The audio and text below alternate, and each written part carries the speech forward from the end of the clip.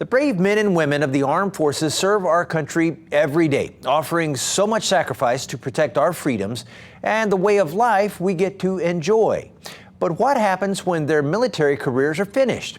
What's next after spending 24/7 at the call of our country? How do they not only move on to something new, but thrive? Well, it can be a difficult transition, according to the former service members that I spoke with.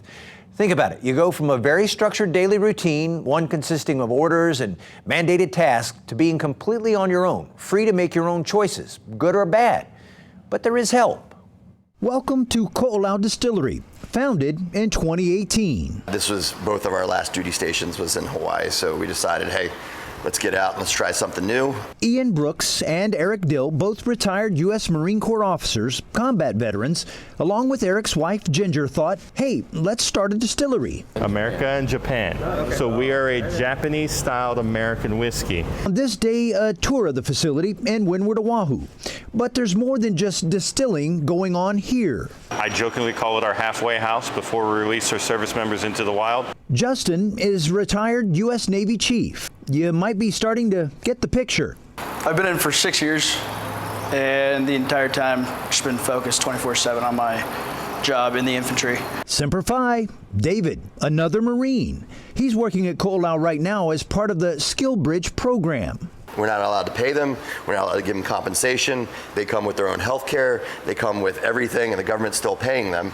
But what they come with is thirst for knowledge. You could call it the Koolau Distillery Skill Bridge Wall of Fame. These are some of the interns who've been through the program, been in existence here about 5 years. Now, obviously, you're going to learn distilling skills when you're at a distillery, but there are other valuable lessons learned, things like sales or perhaps business management.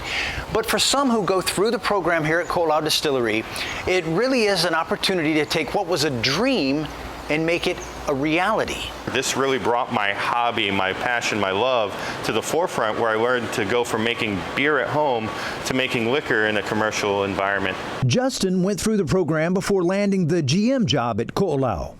David joined the Marine Corps right out of high school. It's been helping me ease back into a civilian mindset, you know, not like military and then straight into the civilian life. It's just military, having one foot still in the door and then slowly making my way out. I will say some of our skill bridgers present some of the best work ethic out of any employees I have. You could teach someone to do anything, but the hardest thing to teach is that work ethic and that drive to get something done, to own it from start to finish, and that the quality of that product is a representation of you. Well, this is the level of detail that we go to here. We just want it, and every bottle is done by hand. We've created an ohana here, a place that everyone should feel like they can come back. You know, everyone comes back here and says, oh, I remember this, and you have your wall of interns over there, pictures, and we love hearing from people and their success after that.